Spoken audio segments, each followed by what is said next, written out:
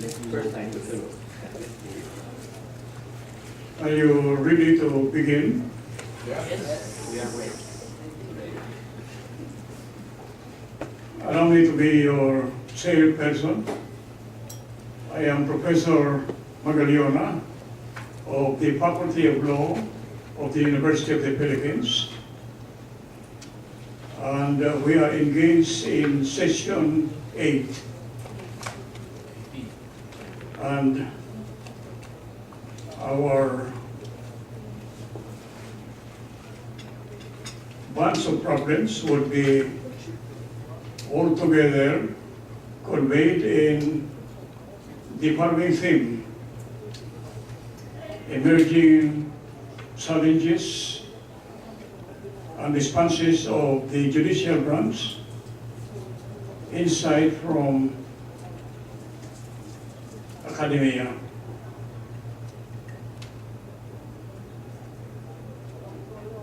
I understand that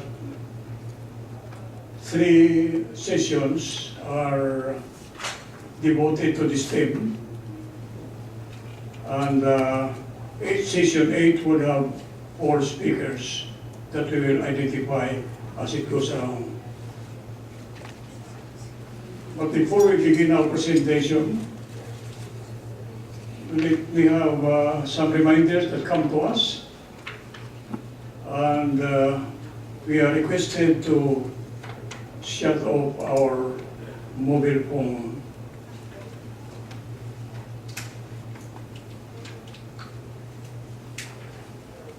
And to the speakers, they should be interested in the limitation of time, that they will make the presentation in 20 minutes.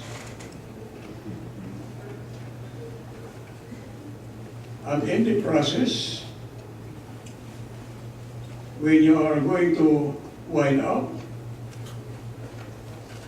a cue card will be flashed to you, and another flash card will be flashed to signal that your time is up.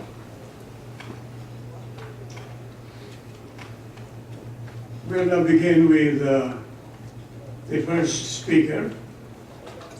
The presentation is to be made by Honorable Carlos Soriano Cienfuegos, who is the General Dean of the Electoral Judicial Training Center in Mexico. And he will speak on the topic of electoral courts, substantive and methodological experience and perspective. And here is Honorable Carlos Cienfuegos. Please.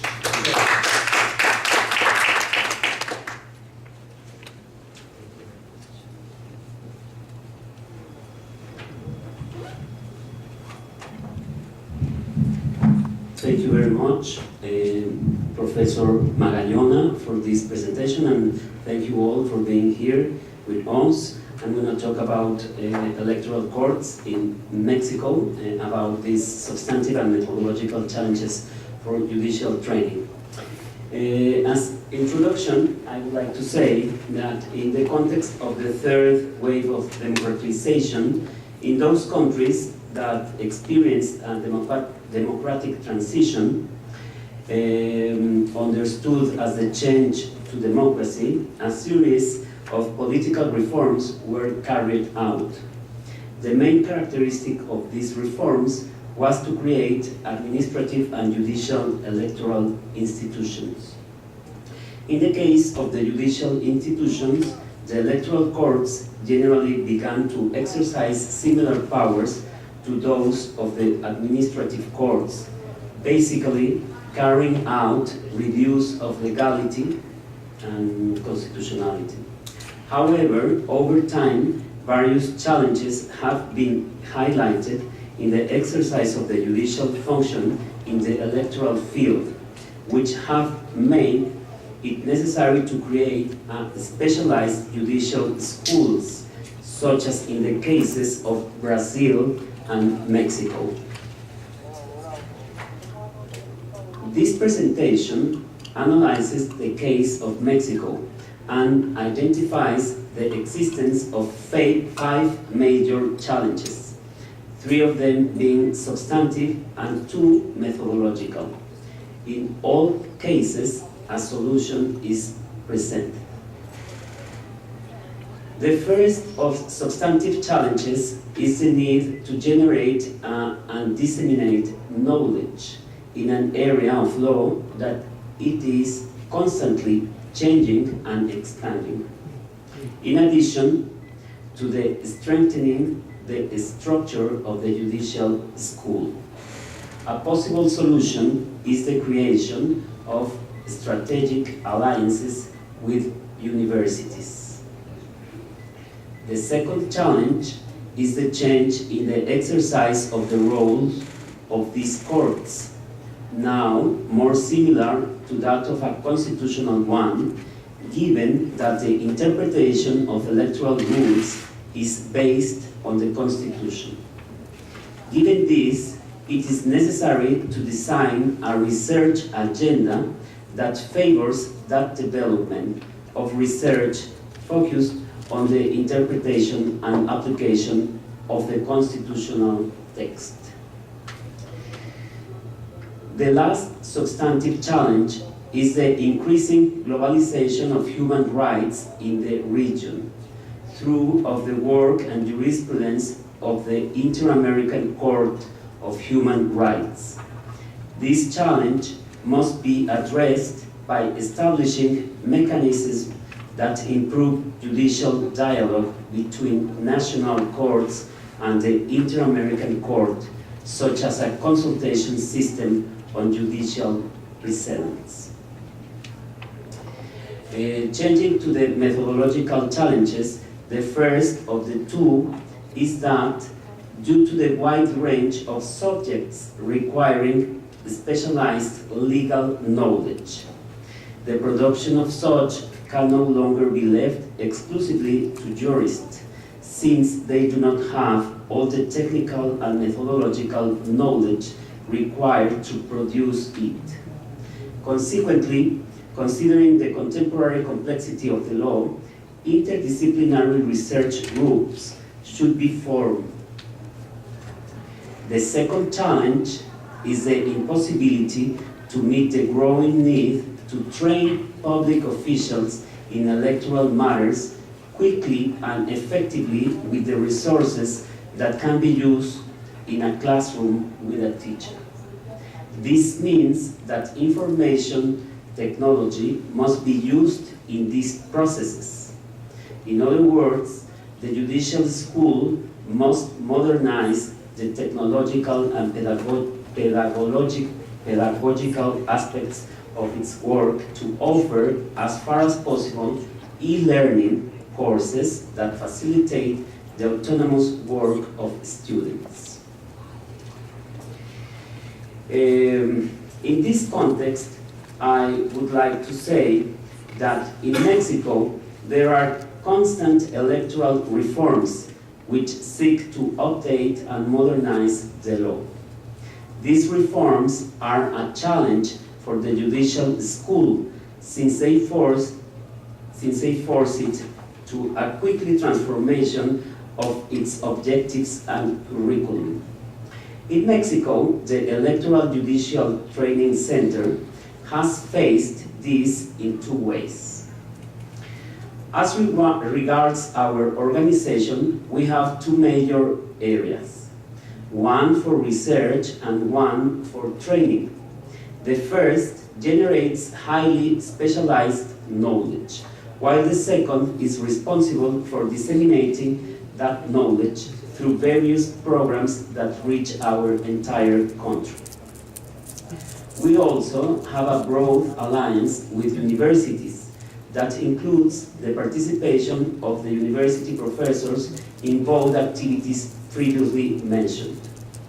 Through our editorial series, professors participate in the generation of knowledge within an agenda designed according to the needs of the judicial school and through refresher courses that they replicate this knowledge for the benefits of the electoral tribunal of the federal judiciary.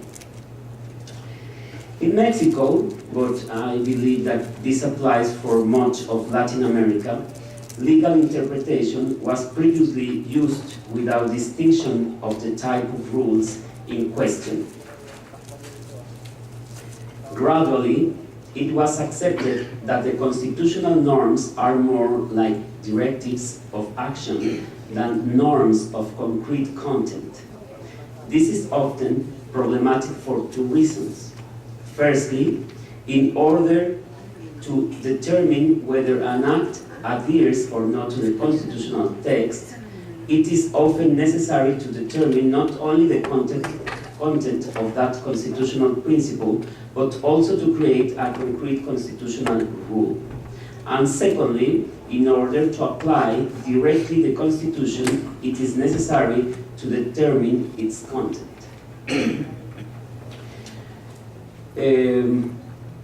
For this purpose, in Mexico, special attention has been paid to methods or directives of constitutional interpretation, particularly two of them, the principle pro homine and the consistent interpretation. The pro homine interpretation clause implies that when there is a normative conflict of any kind, judges should opt for the interpretation that is more favorable to the people.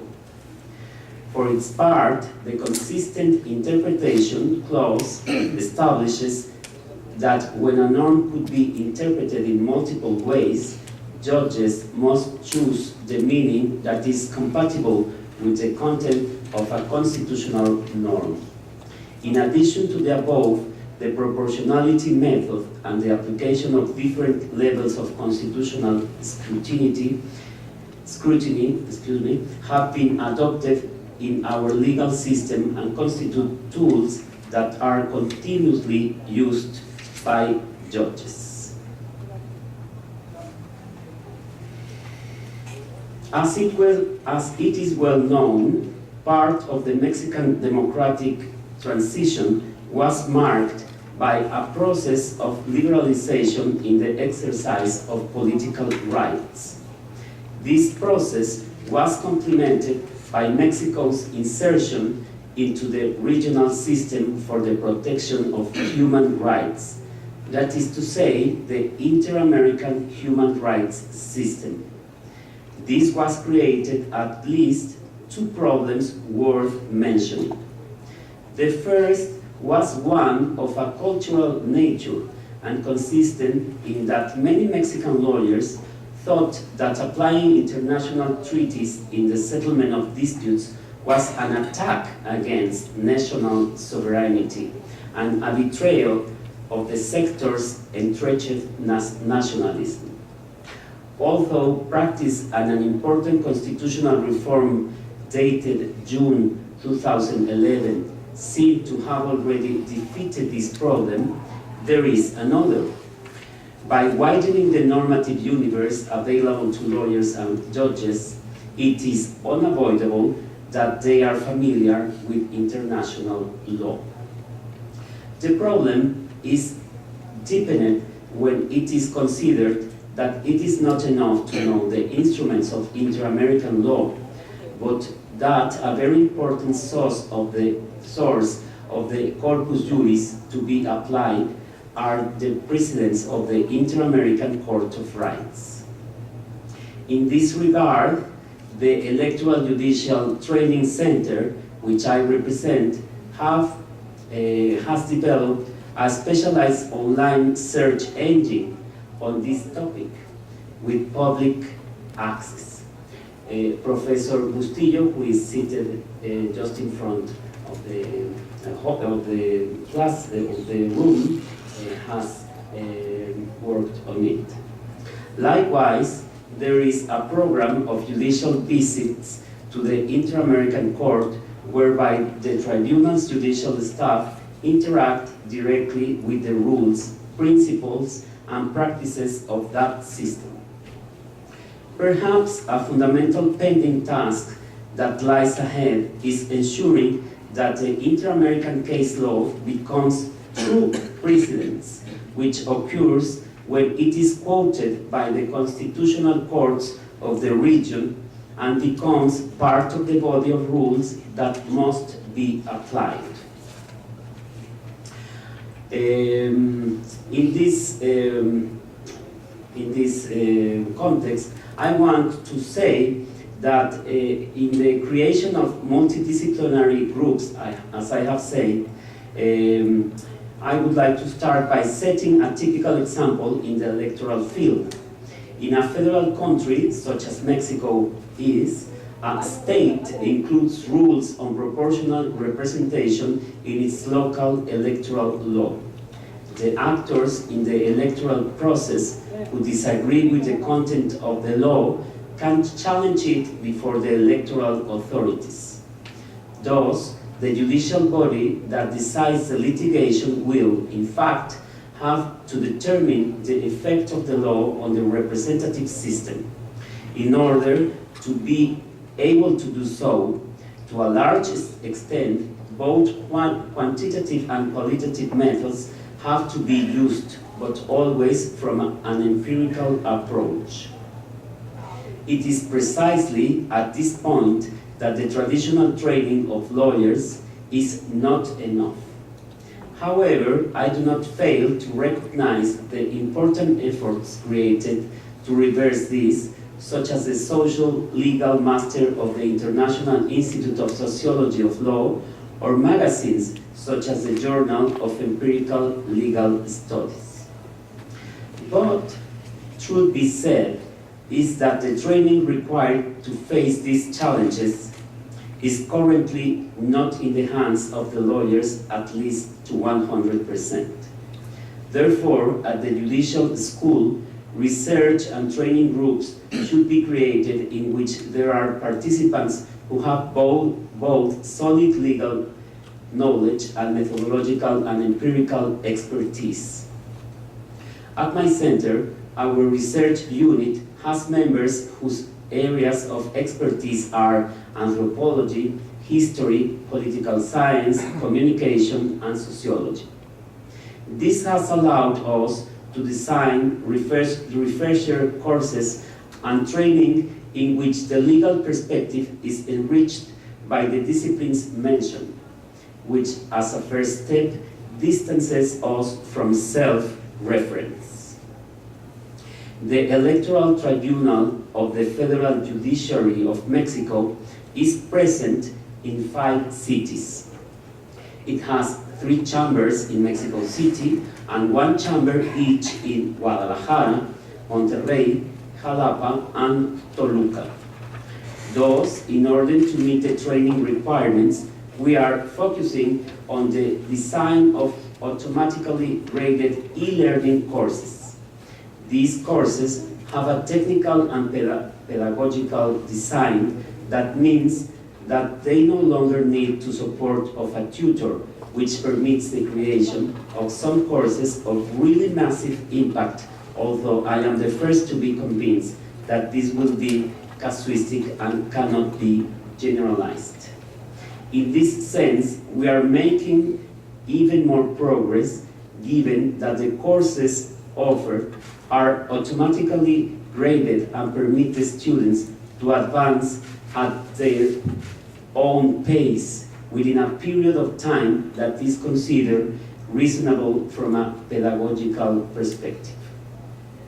As a result of the efforts of the new organ integration of the High Chamber of the Electoral Tribunal, appointed in 2016, this Electoral Tribunal of the Federal Judiciary, through its training center, has trained more than 2,500 people in person, mainly staff belonging to the local electoral authorities and political party members, and a total of 8,797 people have received training through the 22 distance education programs, of which 6,700 have completed their courses, workshops, and graduate programs.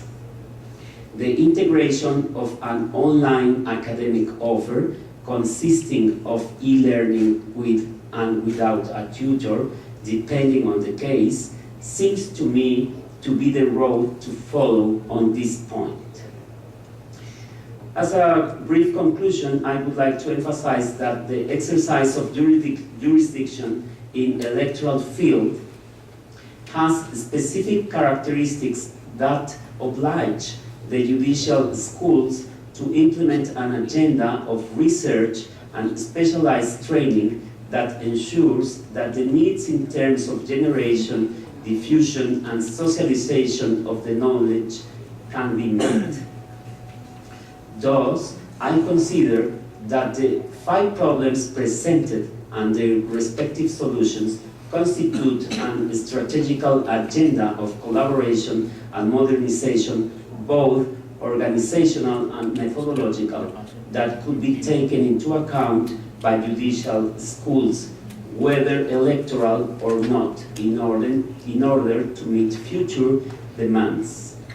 As institutions, our commitment to society's search for justice forces us to guide our performance by efficiency, but never forgetting our ethical duties. Thank you very much.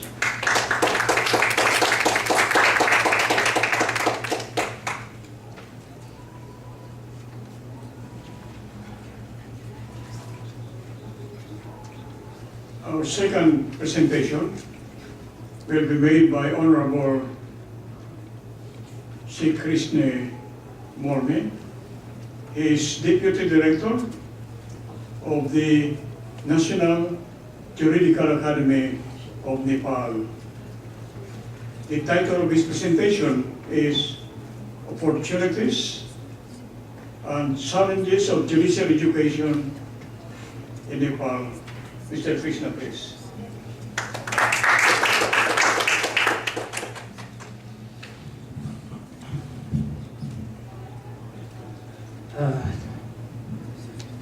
Thank you, Chair and Dean Professor Marlene Magalona.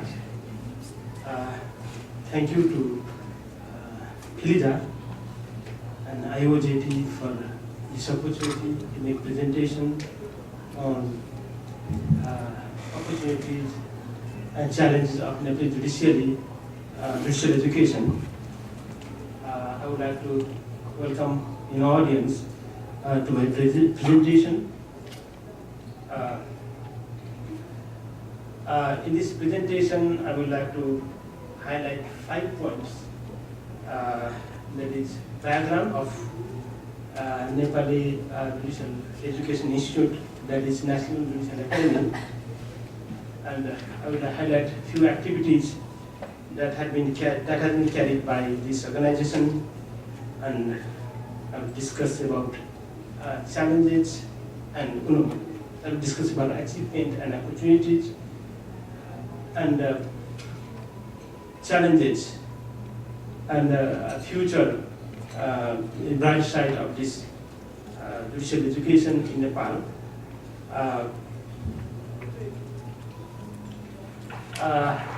It was established in 2004, National Judicial Academy Nepal, we call. It was established in 2004. Before establishment of this organization, there was no training institute for judges, and concept was that whether judges are already learned, they don't need judicial education, and since they are learned people, they don't need any judicial training or kind of things. Later on, there was a need of later on they felt judicial education in Nepal, and it was established in 2004. And now it has been, that Supreme Court of Nepal adopted a training policy for the entire judiciary, including judges and officers. And Now, National Judicial Academy of Nepal has become a platform, a central platform for academic exercises and discussion in field of law and justice.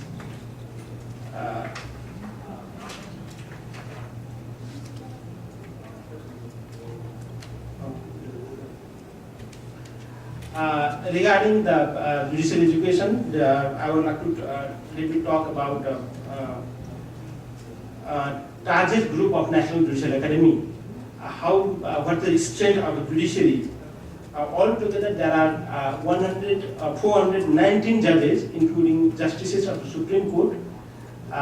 There are 21 justices of the Supreme Court, and around 260 High Court judges and 200 something district judges.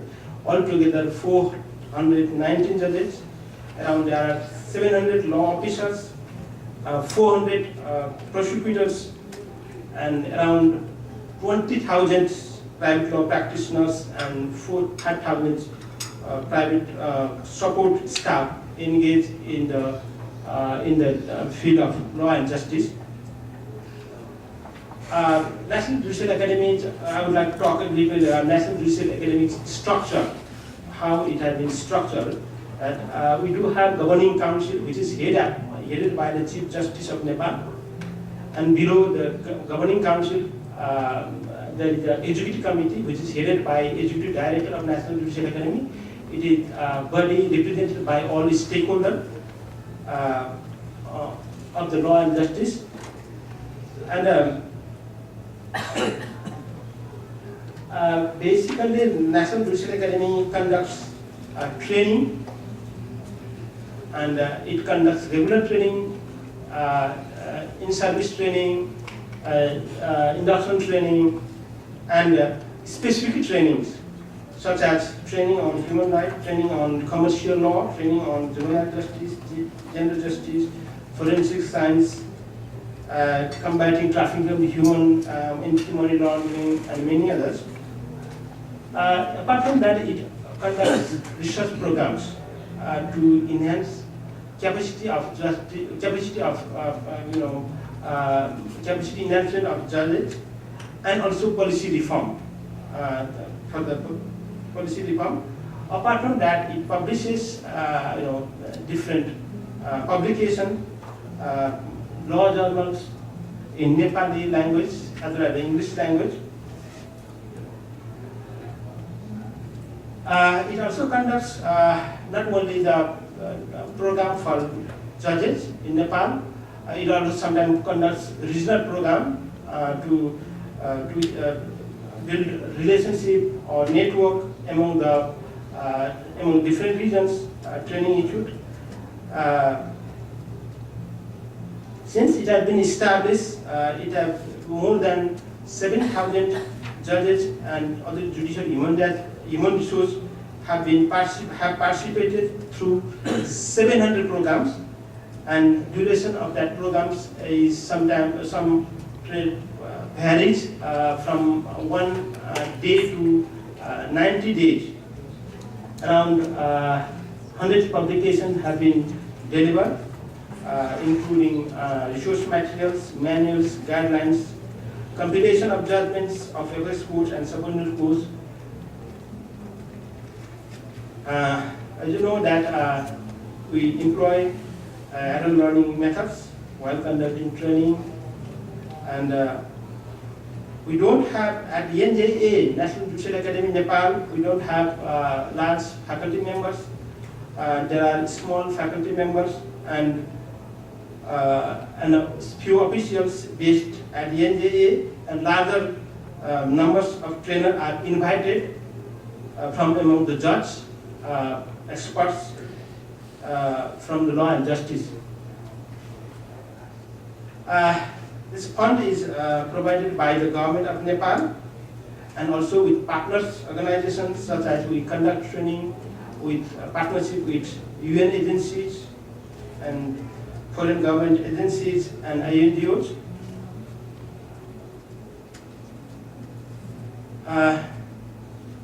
These are our activities that I have mentioned a little bit. And what so far we have done is that this is the achievement that National Judicial Academy is conducting various activities, and achievement so far we consider is that Nepal Judiciary has been working with this 5-year strategic plan. It is the 13th year that Supreme Court of Nepal has been working with strategic plan, and we are working for the capacity enhancement of judiciary and judges which strategic plan has identified. The strategic plan has identified some areas for the intervention to develop capacity building and undertake research and other study, and we are following that path that directed by strategic plan of Nepal. And we have so every 5 years this has been assessed and evaluated, and so far that experts of that evaluation program has satisfied that NJ has done, National Judicial Academy has done something good for the judicial reform.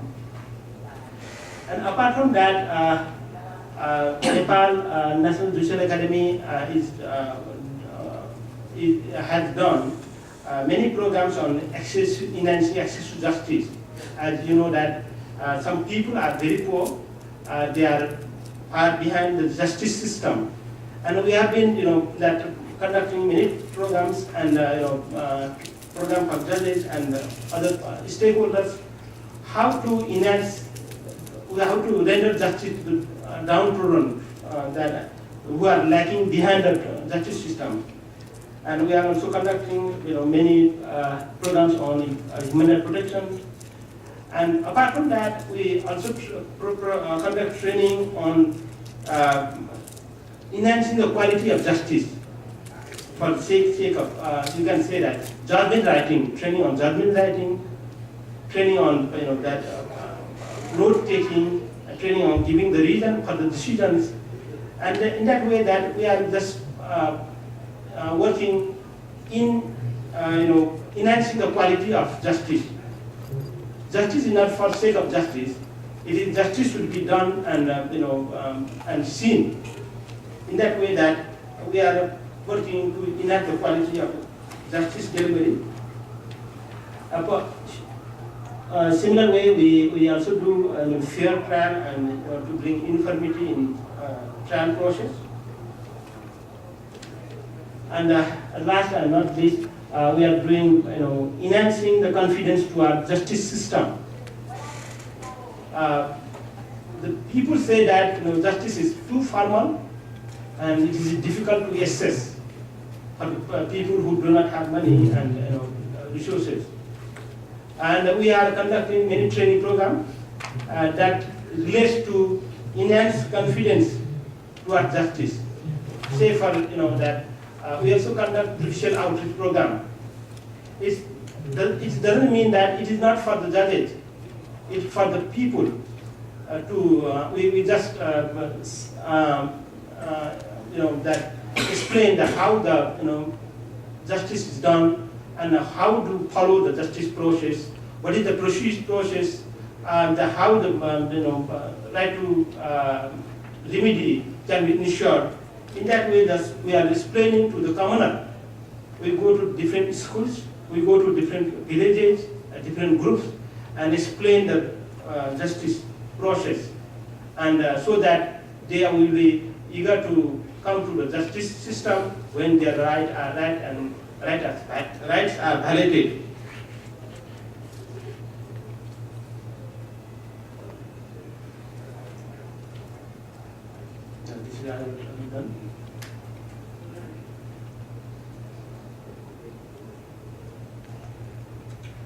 Apart from that, National Judicial Academy undertakes research activities to make recommendations for legal and judicial reform.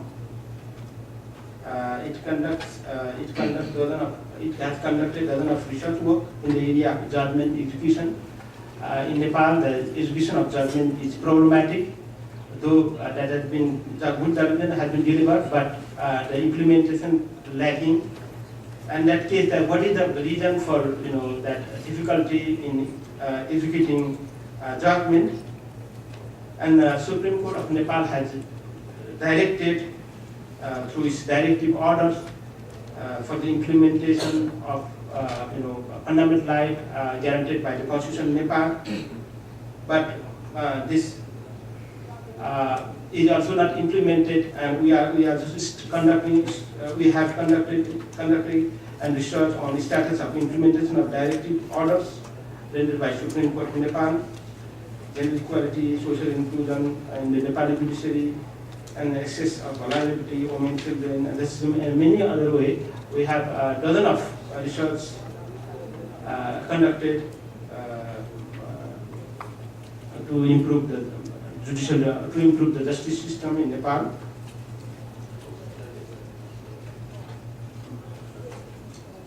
And apart from that, we also conduct bring our research journal and in Nepali and English, contributed by eminent foreign scholars and Nepali judges and scholars, jurists.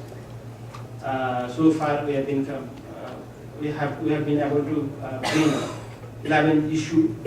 It is an annual issue. And apart from that, we also bring NNJ newsletter that elaborates activities and programs that have been brought out by National Judicial Academy, Nepal. These are our publication. So far, we have brought.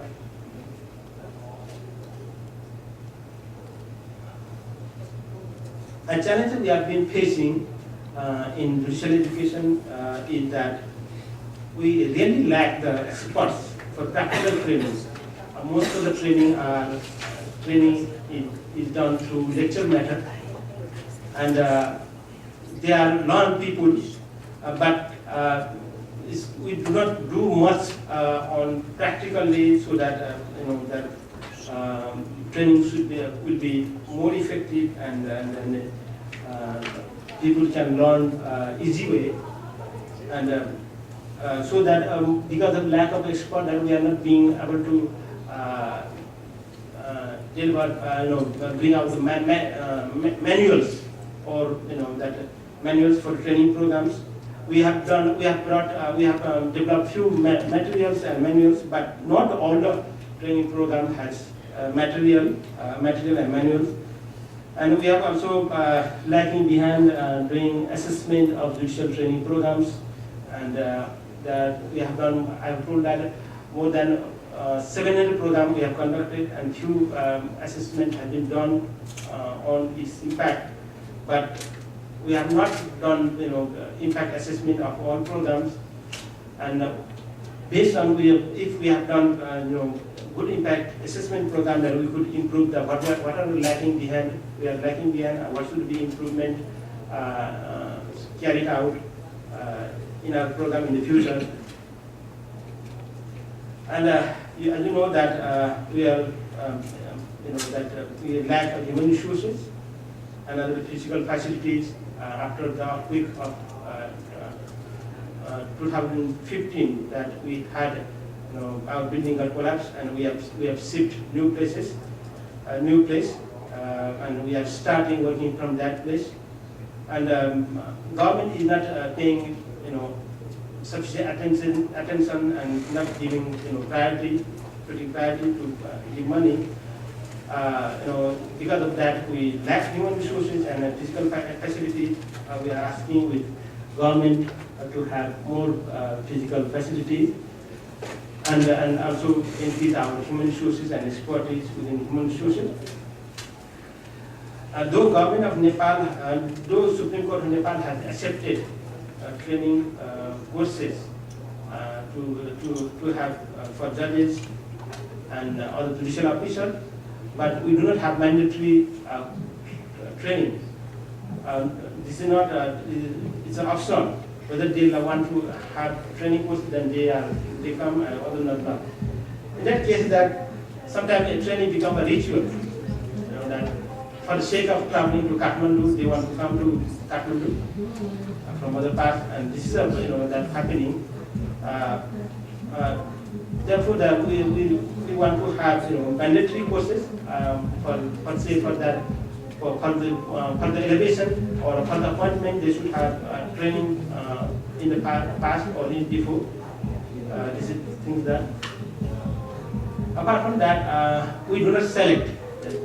We do not select participants. However, we informed or we send a letter to the Supreme Court about the nominate the program for particular training program. A Supreme Court nominate the training participants for the program, and we conduct the program. In that way, that sometimes some judges are coming again and again. Some are not coming. Some are repetition is done, and some are not getting, and some are 2 times and 3 times taking. This is how we happen. Everything. But, however, we have some bright future. National Judicial Academy has done a network related work with Judicial Training Institute with India, with Pakistan, with Bhutan, with Sri Lanka, and many other countries. We have a network with Judicial Training Institute. We travel to different training institutes and learn from that training institute and try to apply in Nepali context. As I have mentioned that National Judicial Academy Nepal has adopted, National Supreme Court of Nepal has adopted a training policy for the judges and judicial official. This is a bright side and has opened the road for the National Judicial Academy. In that way, that as we are, organizing the different visits to travel to different institutes and then learn from experience, and we are also conducting different international regional conference and exchange programs. Nepal National Judicial Academy in Nepal is striving to grow as a regional hub for judicial training and judicial programs and interaction among the judicial training institute. And we also, before only in 2015, we managed to participate in the IOJT program, and from this time we are participating this kind of conference. This has also made us to learn more things and apply in Nepali judicial context, judicial education context. It is a good thing that we achieve. This is my presentation. Thank you.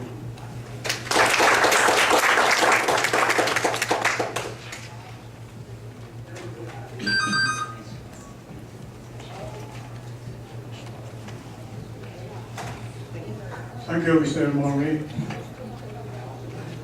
May I now request the Honorable Magdanar M. De Leon. He is the chair of the remedial department of the Philippine Judicial Academy. Justice De Leon will explain to us how remedial law may be an instrument for social justice and environmental protection. Justice De Leon.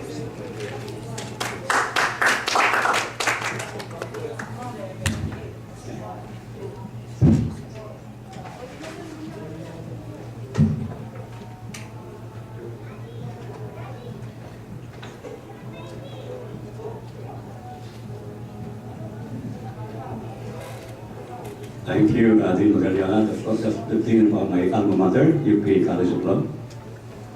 Magandang hapon. Good afternoon, buenos dias. Okay, this is interesting topic because nobody's really venture to approach the remedial law in a different way like this to promote something else than the usual court litigation. Remedial law, as we know, is the process to enforce rights and duties recognized by standard law, and to administer remedy redress for disregard infraction of them. This is a procedure intended to ensure orderly administration of justice and protection of substantial grant rights in judicial and extrajudicial proceedings. However, one aspect which to my mind deserves attention is the role that remedial law plays in the promotion of social justice, equally important in protecting the environment. Besides the social justice, the guiding principles which underpin social justice are, first, the state as parents patriae and guardian of the general welfare of the people should afford protection to the needy and the less fortunate members of society. And second, those who are blessed in life should have more in law to give them a better chance of competing with those who have more in life. And I think the Constitution is full of social justice provisions. In fact, an entire chapter, Article 13, is devoted to social justice and human rights. According to Justice Cecilia Munoz-Palma, the first woman justice to the Supreme Court of the Philippines, who was the president of the 1986 Constitutional Commission, this article on social justice is the heart of the new charter. We now deal with protection to labor. In particular, respect to labor that promotion of social justice finds articulation. Article 2, Section 18 of our Constitution states that the state affirms labor's primary social economic force, protect the rights of workers, and promote their welfare. Article 13, Section 3 also states about protection to labor, local overseas, organized and organized to promote full employment and equality of employment opportunities for all. But the Labor Code casts the widest net in protecting the rights and interests of working classes. Articles 3 and 4 state, Article 3, Declaration of Basic Policy, the states afford protection to labor, promote full employment, ensure equal work opportunities regardless of sex, race, or creed, and regulate the relations between workers and employees. The state shall assure the rights of workers to self-organization, collective bargaining, security of tenure, and just and humane conditions of work.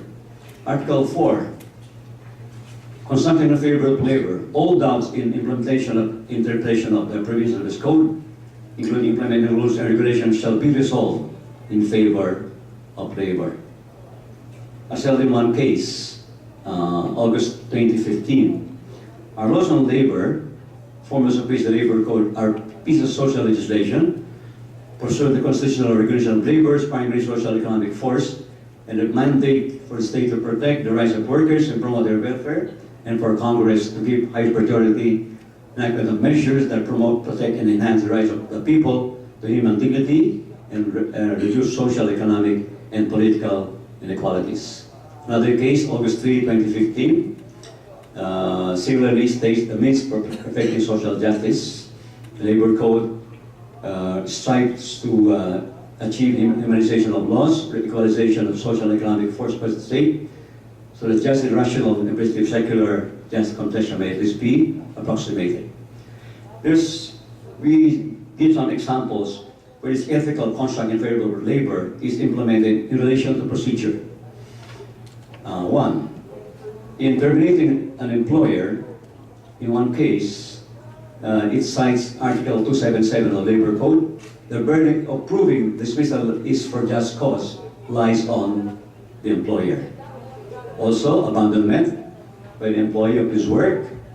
The burden to prove whether this is voluntary or involuntary rests on the employer. So, two elements: abandonment. First, employee failed to report to work for unjustifiable reason, and the employee's overt act showing a clear intention to sever his ties with his or her employer. Another aspect which is significant is what we call small claims cases. Supreme Court came up with the rule of procedure for small claim cases October 1, 2008. Later revised, effective February 1 last year, is now called Revised Rules of Procedure for Small Claims Cases. The purpose of small claims rule is to empower the people to bring suits before them in this court's process to resolve legal disputes involving small simple issues of law and procedure without the need for lawyers and extensive judicial intervention. Coverage all first-level courts. We have 4 kinds of first-level courts in the Philippines. What kinds of cases are covered by this rule? Purely civil in nature and involving payment or reimbursement of sum of money. Rationale for small claims rule.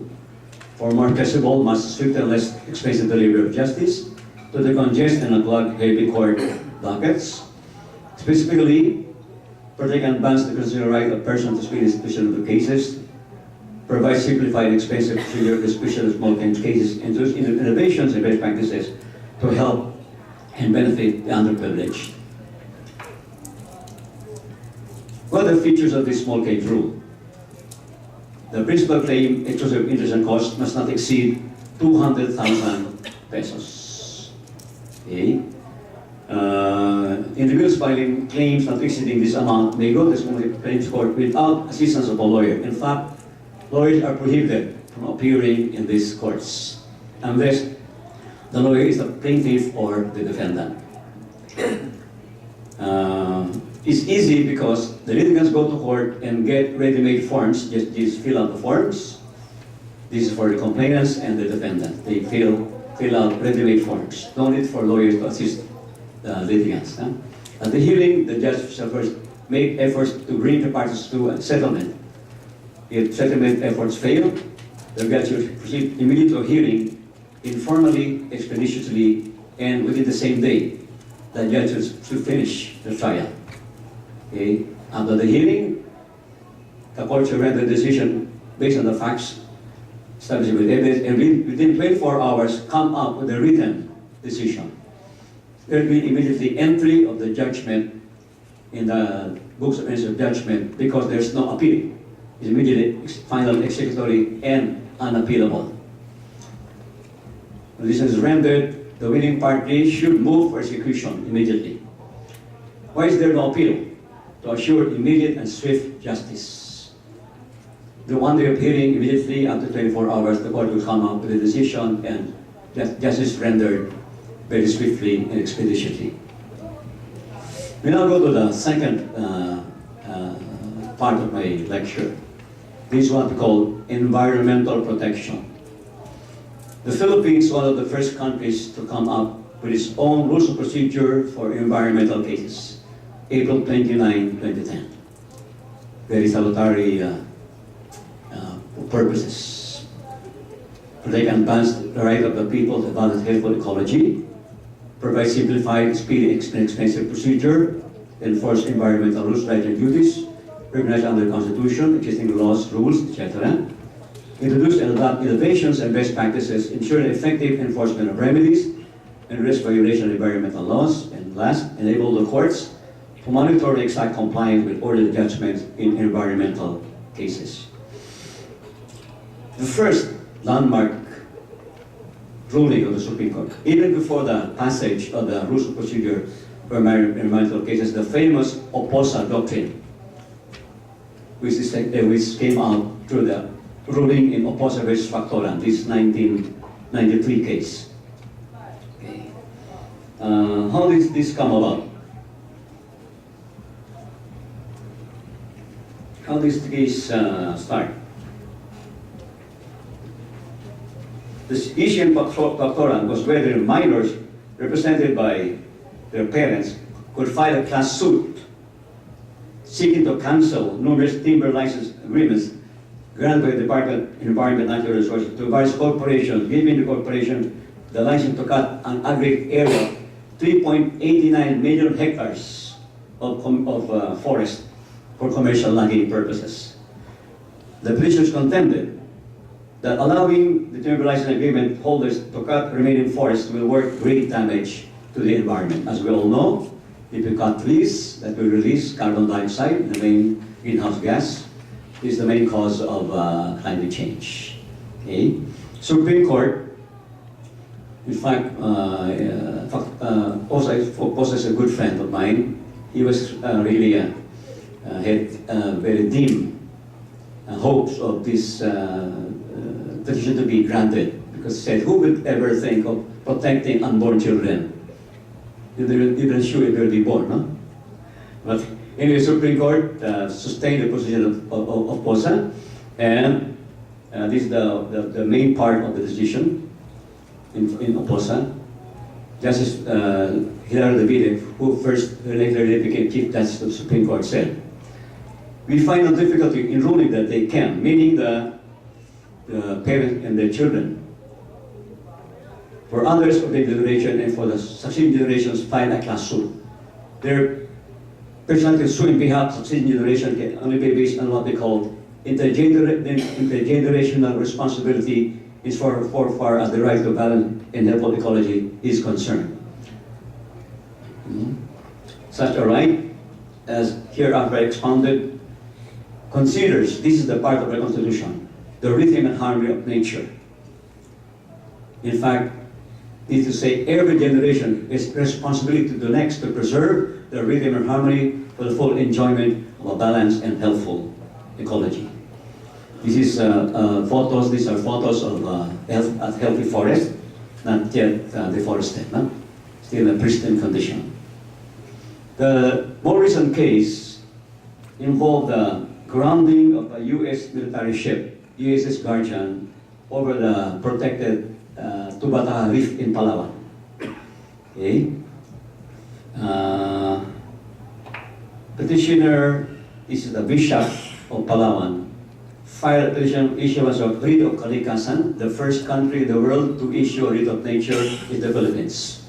Writ to protect the environment. It's called kalikasan, is Tagalog or Filipino for nature. Okay.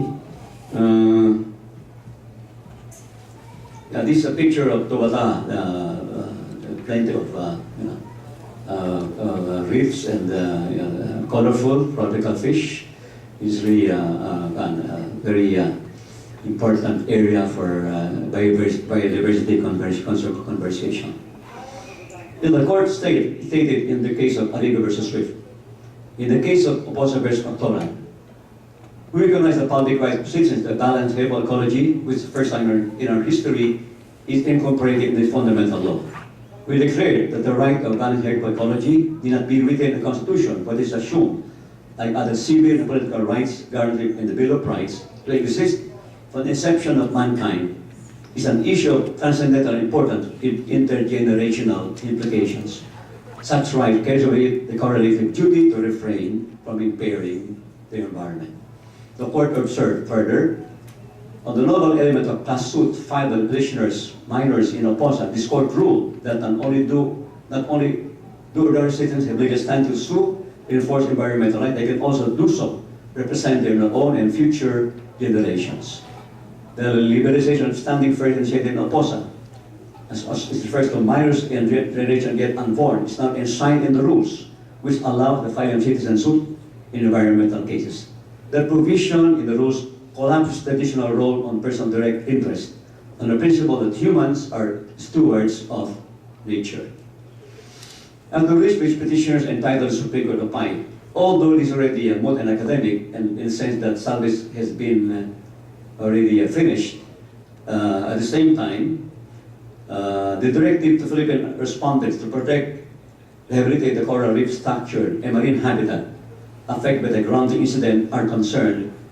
Petitioner entitled to this relief and standard completion of the removal of USS Guardian from the coral reef. So even if the ship has been removed from the damaged area, still the duty of the respondents, these are public officials, the ones in charge of the environment, to continue protecting that area. The next one is an infinitely more interesting case. The ones who filed this petition are animals. These are whales, primarily whales. No? Resident marine mammals of the Philippines, Cape Tanyon Strait, by Secretary Angelo Reyes. Okay. You see the picture, this is the Butanti, the whale shark, the famous whale shark, found in many areas of the Philippines. Okay. The Tanjung Strait, a narrow passage of water between Negros and Cebu in central Visayas. It has a rich biodiversity of marine life, including whales, dolphins, and porpoises. For this reason, former President Ramos declared the strait as a proclaimed protected seascape in a proclamation. The petition assailed a service agreement that covered exploration, development, exploitation of the petroleum resources within the area. The Mamas were joined by their stewards or legal guardians, Ms. Ramos and Ms. Osorio. Okay. The question is, do the marine mammals have legal standing to file a petition? The Supreme Court ruled in the affirmative as follows.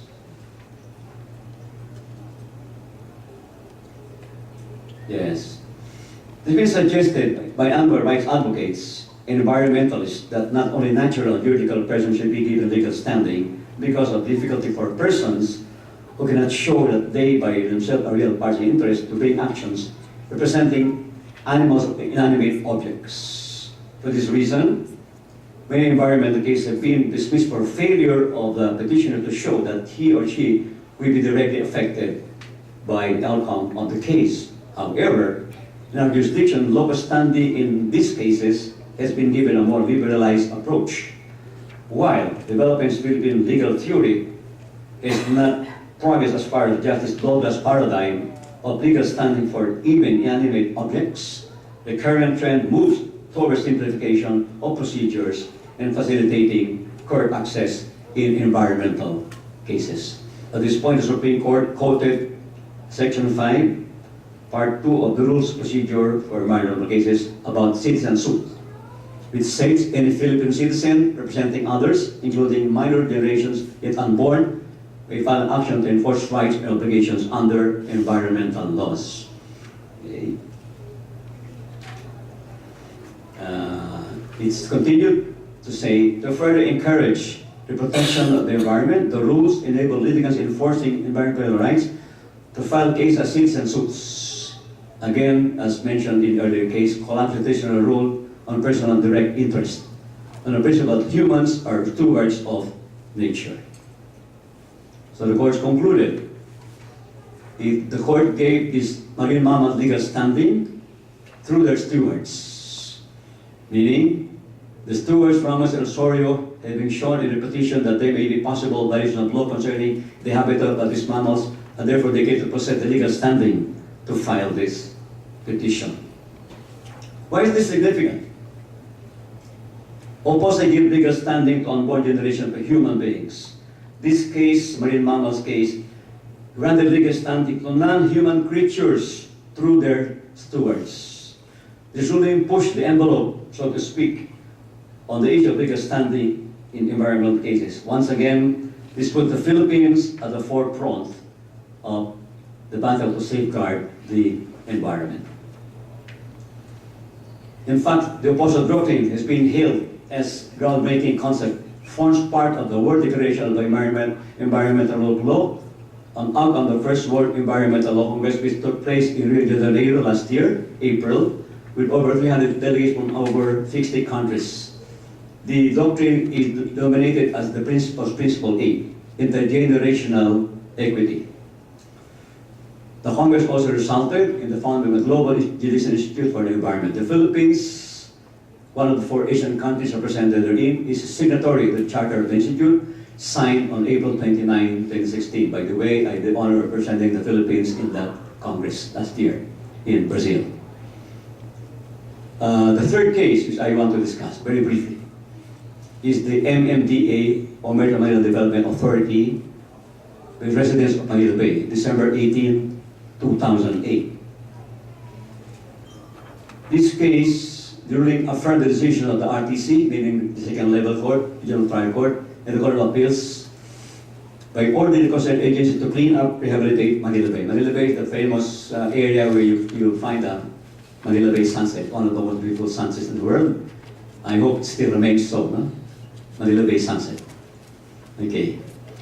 The Supreme Court said that the neglect of these agencies to abate the pollution of Manila Bay is the violation of several laws, including Ecological Solid Waste Management Act, Environmental Code, Pollution Control Law, and Water Code.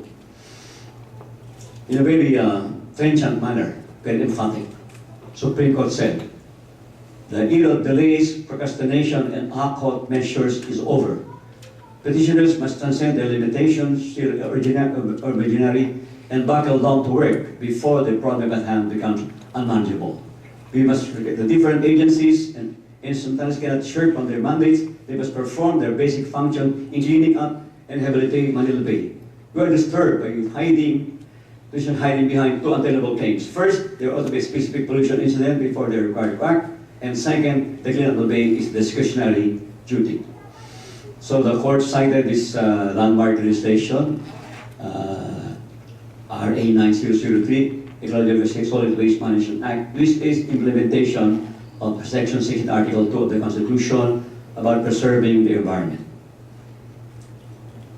So, in effect, the Supreme Court said, even if there's no specific legal provision prodding petitioners to clean up the bay, they have the obligation for future generations of Filipinos to keep the waters of the bay as clean and humanly possible.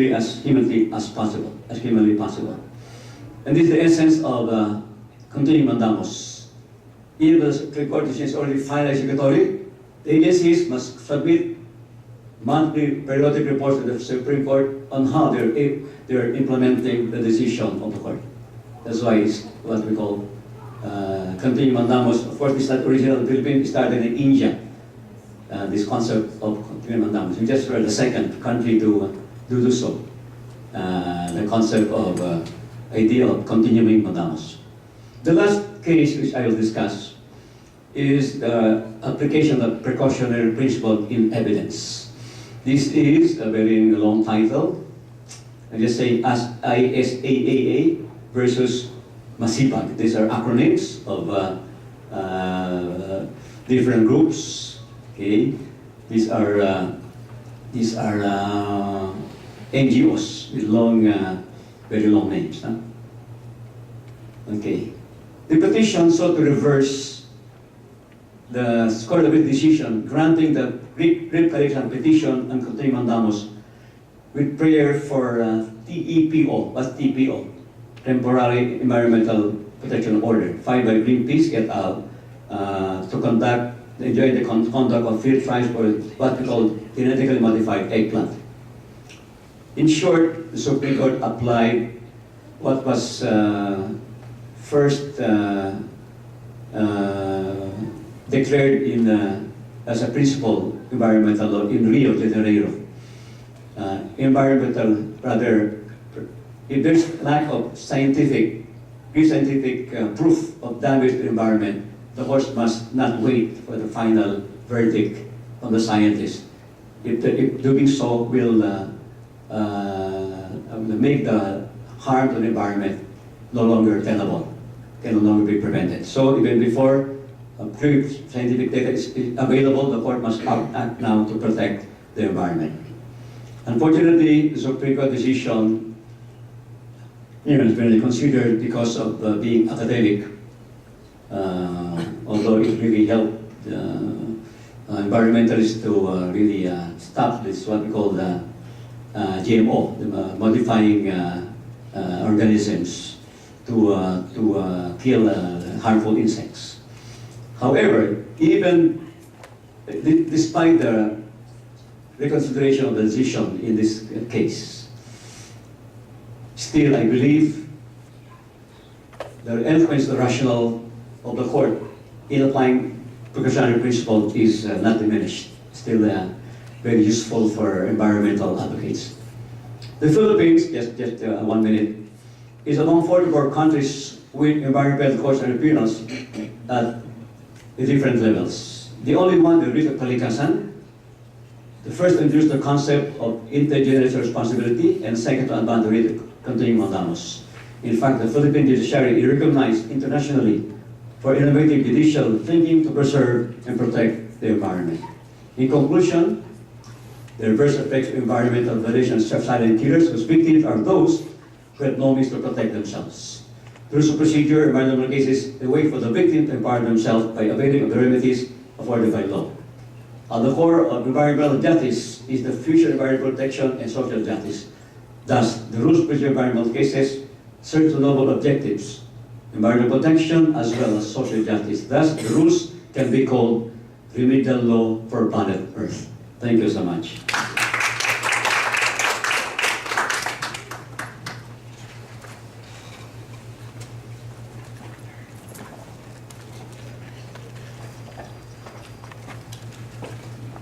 Thank you, Judiciary.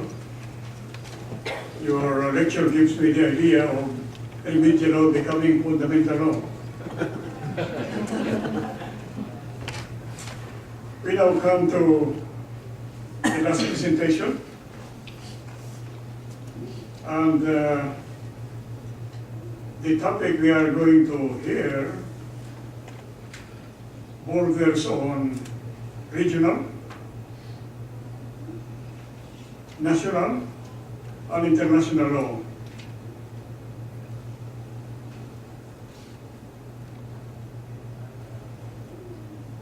The topic of the presentation is as follows: to frontiers and beyond, assessing the refugee crisis and large-scale human migration within the ASEAN context. This will be discussed with us by Honorable Maria Josefina G. San Juan Torres. He is the presiding judge of Branch 79 of the Regional Trial Court of Morong, Rizal, Philippines. Judge Torres.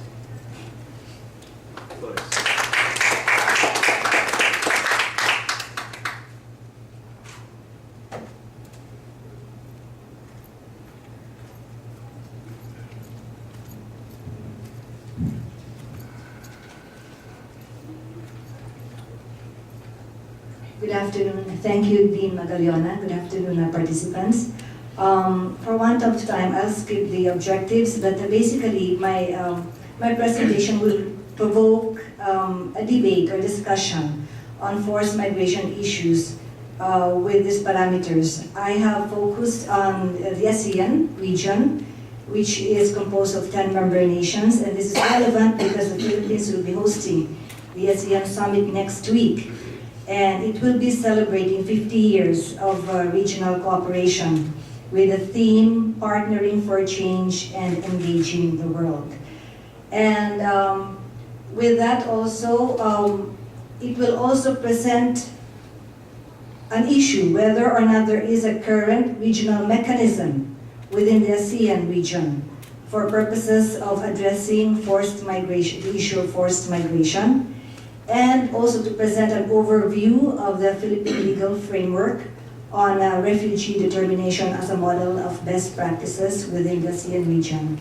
And lastly, the most important objective is the role of the judiciary as a key player or a major stakeholder in providing for a durable solution on forced migration within the ASEAN context. I'd like to give you first a glimpse, figures at a glimpse of forced migration.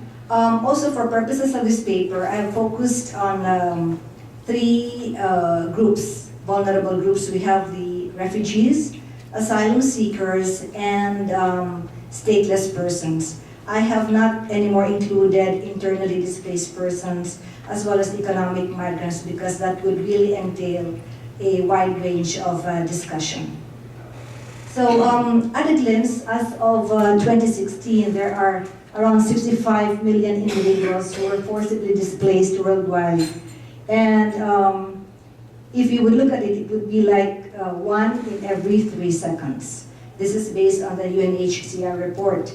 And also out of this 65 million total forced migrant population, we have 22.5 million refugees and 10 million stateless people. Asia hosts the largest number of refugees in the world. We have Turkey, 2.9, Pakistan, Lebanon, and Iran. If I talk about Asia now, it really includes both Central Asia, Asia Pacific, and Southeast Asia. As of 2015, we have the Asia Pacific region is home to 7.7 million people of concern. Persons of concern here would include refugees, stateless people, internally displaced persons, and others. And as of 2015, almost 300,000 refugees and asylum seekers were recorded in these ASEAN nations: Cambodia, Indonesia, Malaysia, Thailand, and the Philippines. Interestingly, the two major destination and transit countries within the ASEAN region are Malaysia and Thailand. And I'd like to include also Indonesia as a transit country to migration towards Australian shores. The main issue that I would like also to focus now is the issue of statelessness and the Rohingyas. We have read a lot about them in the papers, and they are now the world's largest group of stateless persons. There are about, as of October, there are about already almost 400,000 Rohingyas who have fled Myanmar since its violent crackdown way back, it started about 3 years ago. And this is what we've seen also as of October 2017. And this was also triggered because sometime in 2015, in the borders of Thailand, they exhumed bodies of Rohingyas and Bangladeshi, and it turned out that they were victims of human trafficking and human smuggling. Now, outside of that, because the Thai authorities have already they had stricter border controls. What happened was that the human traffickers then human smugglers refused to land these asylum seekers on shore, and they were held instead stranded or afloat on the Andaman Sea for some time without sanitation, without food, without water. Now, this is what I'd like to present now. Within the 10 ASEAN member nations, there are only 2 countries, Cambodia and the Philippines, who are state parties to the 1951 Refugee Convention and the 1967 Protocol. So that really brings out the issue of how you can, therefore, impose upon the ASEAN member nations to address the issue of Rohingyas, when that issue of statelessness among Rohingyas come from within its regional bloc or regional community. Going back to history, there are 3 significant regional initiatives on refugee protection in the Asia Pacific. We have the Comprehensive Plan of Action, the Bangkok Declaration, and the Bali Process. I'd like to go over them also briefly to give an overview. The Comprehensive Plan of Action was actually initiated to address the waves of Indo-Chinese asylum seekers way back in the 1970s up to the 1990s. And these were mainly coming from Vietnam, when Vietnam, due to the decolonization of Vietnam, and a lot of these Indo-Chinese asylum seekers, they were then called boat people. And when they left Vietnam, they ended up in the shores of first asylum countries like the Philippines, we have Indonesia, Thailand, and Malaysia. The Comprehensive Plan of Action then was established to prevent a continued mass exodus by sea. And this gave rise to the principles and policies of non-refoulement, orderly departure program, and voluntary repatriation. And this involved, the success there was largely due to the fact that the nations involved there, like the Philippines, Indonesia, Malaysia, and Thailand, were actually just first asylum countries. They were not really intended to be the major resettlement countries for these Indo-Chinese asylum seekers. And there was also additional assistance given by developed countries like countries from Europe, the United States, and Australia for purposes of the resettlement of these Indo-Chinese asylum seekers to that third country of resettlement. And so that was, that international response was a very significant factor in the success of the CPA. And at that time, Vietnam was not yet a member of the ASEAN community. So it could not then invoke the issue of state sovereignty.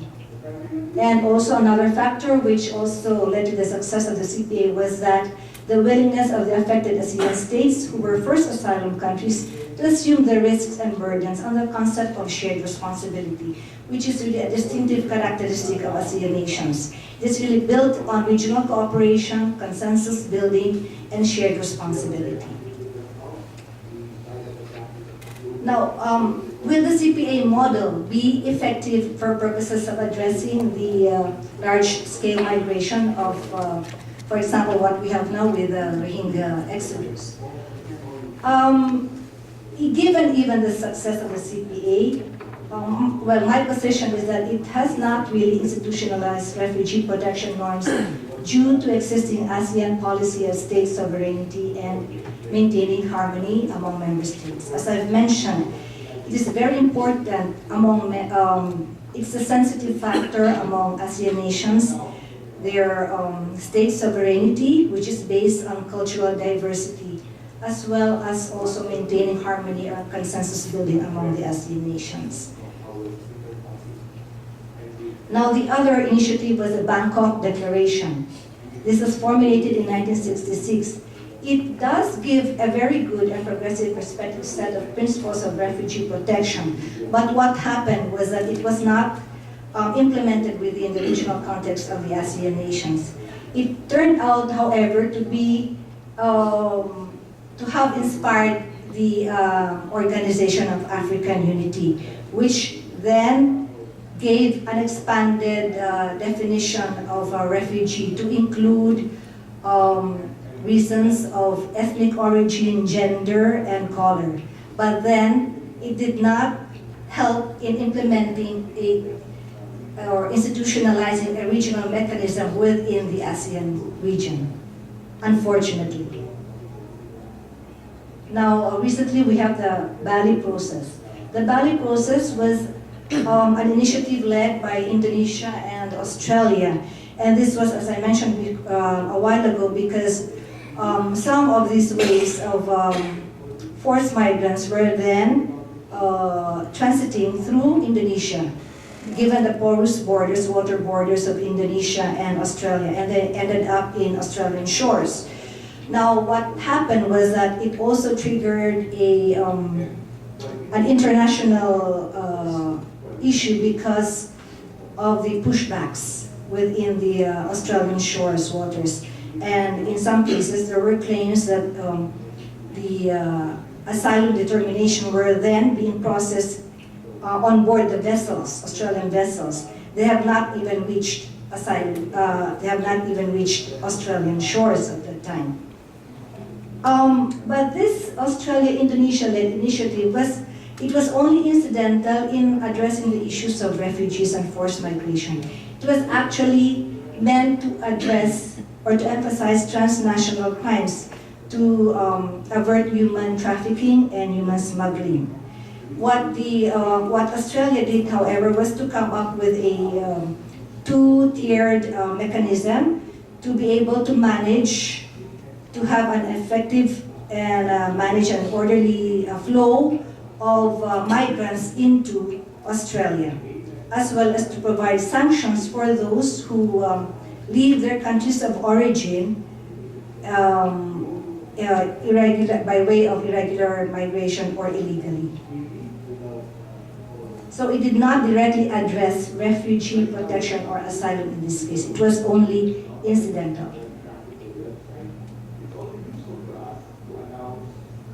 Now, the ballot process could have been a good prototype for managing asylum and mixed migration flows across the region. It did have a flaw because of the lack of a specific protection mandate. But then what the UNHCR did was then to create a regional support office to provide or expand the protection space for these groups that were covered by the ballot process.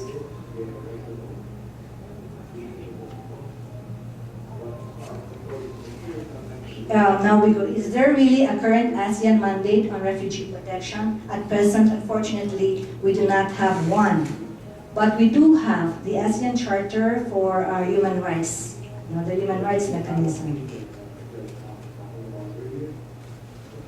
Here we have the principal ASEAN documents, the ASEAN Intergovernmental Commission on Human Rights, the ASEAN Commission on the Promotion and Protection of the Rights of Women and Children, and the ASEAN Human Rights Declaration. Unfortunately, given these ASEAN instruments, there is no specific provision addressing the protection of refugees, asylum seekers, or forced migrants, not even on the issue of statelessness.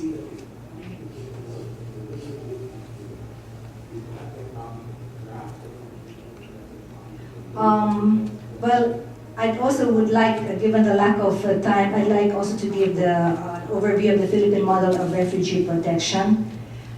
Here we see that the Philippines has ratified the 1951 Convention, the 1967 Protocol, and the 1954 Convention relating to the status of stateless persons.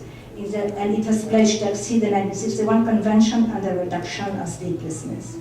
And if you will see, the Philippines has a very rich history in accepting refugees. We have the 9 waves of asylum in the Philippines. This is provided for in my presentation, way back even in 1923.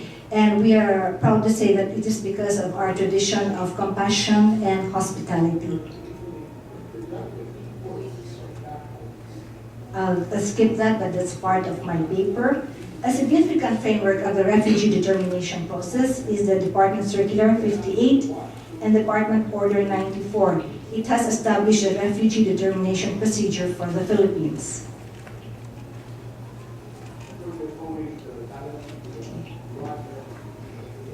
As of December 2016, the Philippines has 393 recognized refugees and 244 asylum seekers.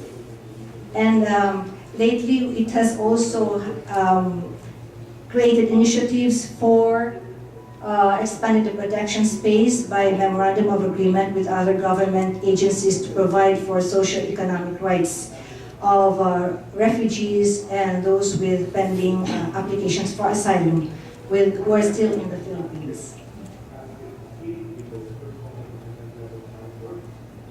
I'd like also to focus the issue of statelessness or persons at risk of being stateless in southern Mindanao. The United Nations High Commissioner for Refugees, together with the Department of Justice, had for 2 years mapped out the process of documenting persons living in southern Mindanao who are at risk of being stateless.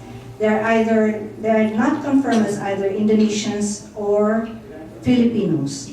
And if you would look at the geographical map of the Philippines, Indonesia and the southern Philippines are just, we only have water borders between them. In the mapping out process, it turned out that there were about 8,000 who were not documented or who had no civil registration documents at all. So they were at risk of being stateless because they could not confirm whether they're Filipino citizens or Indonesian citizens.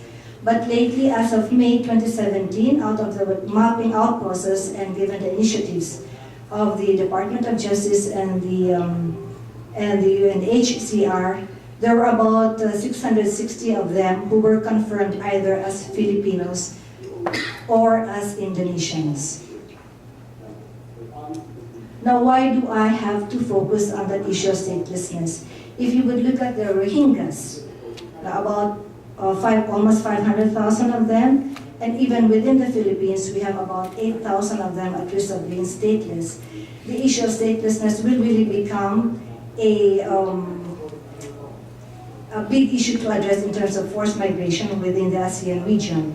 And if we do not address it, it could be a potential hotspot for breeding hostility, even resentment, and it could even be a potential hotspot for terrorist activities, because statelessness then would mean that they are not documented at all.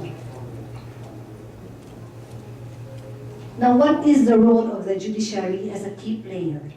I had always focused on the fact that there is a need for capacity building in terms of for judges and justices or members of the judiciary to be aware of refugee law within the context of international human rights law.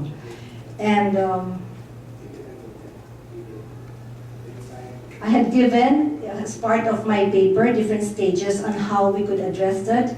We have the use of early warning systems, the monitoring stage, the legislative stage, remedial stage. It's a very long list of proposals, but it's part of my paper. Since I've been given already the sign to wrap up, what I'd like to focus now, for purposes of us justices and judges, we have to really go beyond our peripheries, beyond our frontiers, hear the stories, and look through the eyes of these people, vulnerable groups.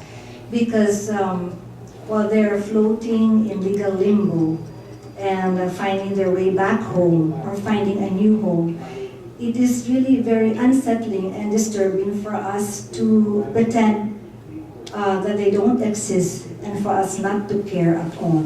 I have been there myself. I have seen it. I have worked in refugee camps, lived in refugee camps, and I've also traveled to Mindanao and have confronted these people at risk of being stateless. We as judges and justices have to be aware of them in the context of international human rights law and international refugee law. Thank you.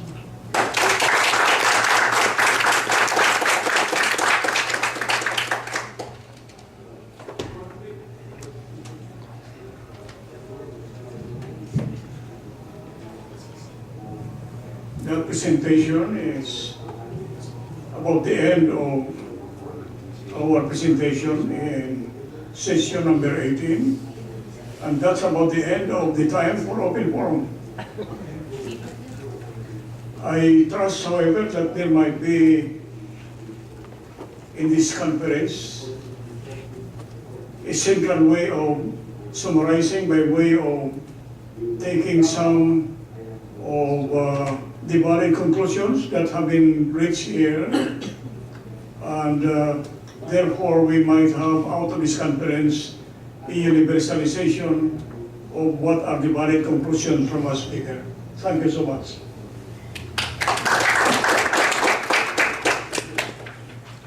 No more time for open forum?